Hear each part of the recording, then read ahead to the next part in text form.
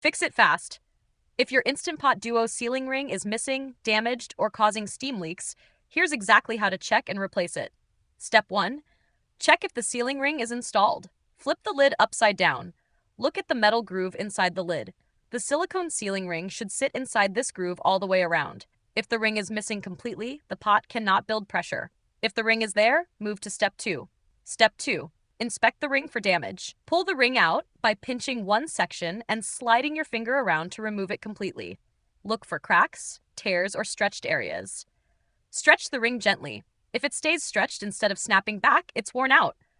Smell the ring. If it smells strongly of past meals, it has absorbed odors and will transfer flavors to your food. Replace the ring if you see any damage, stretching, or strong odors. Step 3. Install the new sealing ring. Take the new ring and push one section down into the metal groove. Make sure the rounded side faces up and the flat concave side presses against the metal. Work your way around the lid, pushing the ring into the groove section by section. The ring should sit completely flat with no twists or bumps. Try rotating the ring around the groove with your finger. If it rotates smoothly, it's seated correctly. Step 4. Run a water test. Add 3 cups of water to the inner pot. Close the lid, turn the steam release handle to sealing, and select pressure cook for 5 minutes.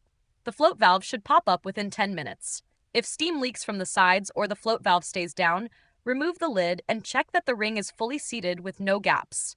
Replace your sealing ring every 12 to 18 months with regular use. A 2-pack with different colors lets you use one ring for savory dishes and one for sweet dishes to prevent flavor transfer. If this helped you fix your sealing ring issue and stop steam leaks, subscribe to No Filler Fixes for more fast appliance help.